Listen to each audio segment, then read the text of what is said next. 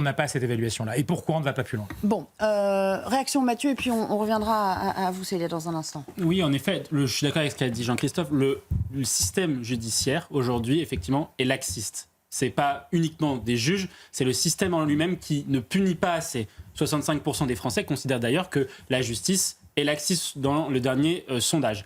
L'un des vrais problèmes aujourd'hui, c'est que la justice, elle marche sur la tête pour deux raisons.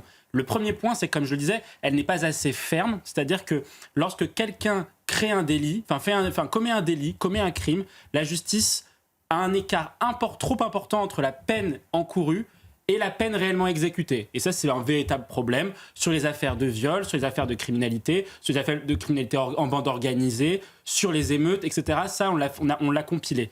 Premier problème. Et donc, de fait, ça veut dire que ça incite les gens à recommencer, puisque comme vous savez que la justice ne va pas sévir suffisamment de manière suffisamment ferme, alors vous récidivez. Et le deuxième problème, et c'est celui auquel je viens, et c'est celui qui a entraîné la mort malheureuse du petit Elias, c'est la récidive. Notre système judiciaire crée énormément de récidives pour plein de raisons, parce qu'effectivement, il n'y a pas de suivi, mais surtout pour une raison majeure, c'est un des tirets qui est donné dans le visuel, des victimes sont insuffisamment prises en compte. C'est ça aujourd'hui le véritable problème, c'est que la justice ne met pas au cœur de son projet la victime. Célia, on apprend aussi à travers ce mastodonte.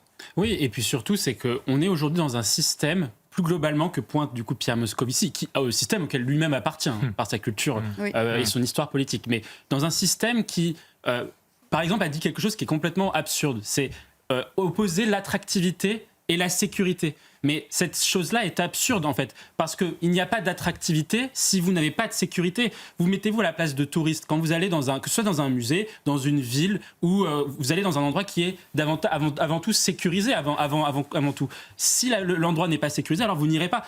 Un des éléments qui était marquant, c'est la ville de Paris. La ville de Paris baisse en termes d'attractivité jusqu'aux Jeux Olympiques, parce qu'on a eu un certain nombre d'actes d'ensauvagement, de décivilisation, le nombre d'agressions qui explose dans la ville de Paris, les attaques au couteau, sur le champ de Mars, etc. On a vu une baisse de l'attractivité de la ville de Paris. Or, que se passe-t-il depuis les Jeux Olympiques? On a une recrudescence, on le voit notamment en termes de nuitées d'hôtellerie, on a une recrudescence de l'attractivité et donc de gens qui viennent dans Paris. Parce que le message qu'a envoyé la ville de Paris lors des Jeux Olympiques, c'est on est capable de sécuriser la ville. Donc si vous opposez sécurité et attractivité, vous irez tout de suite dans le mur.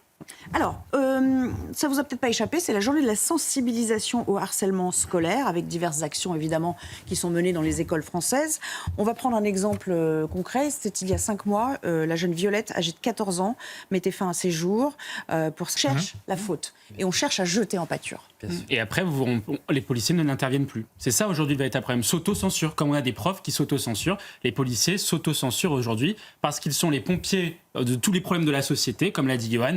Les émeutes, on les envoie. La menace antiterroriste, on les envoie. Sécuriser les événements sportifs qui dégénèrent à chaque fois, on les envoie également en première ligne. Le narcotrafic, etc., etc. Et ils le font avec de moins en moins de moyens, puisque aujourd'hui, vous avez 250 000 forces de l'ordre en France, c'est-à-dire police plus gendarmerie, et vous avez aujourd'hui 250 000 narcotrafiquants. Donc vous vous dites, et les policiers doivent enrayer d'autres problèmes. C'est ça aujourd'hui le véritable sujet. Et je pense, et c'est ça le pire, c'est qu'ensuite, quand vous avez le quotidien d'un policier, c'est quand vous intervenez sur le terrain, et ben vous prenez des crachats, des jets de pierre, des parents, même des parents qui vous parlent mal, des outrages. Et puis aussi, un autre problème, les refus d'obtempérer. C'est-à-dire que quand un policier aujourd'hui siffle ou interpelle quelqu'un, la personne n'obtempère plus. C'est ça le véritable problème. Et ça, c'est en hausse de plus de 50% sur 10 ans. Donc c'est ce que va montrer, je pense, le reportage que vous avez diffusé chez Gauthier, Le Bret, c'est qu'il faut un choc d'autorité dans notre pays. Sinon, on n'y arrivera pas, on deviendra un pays du tiers-monde.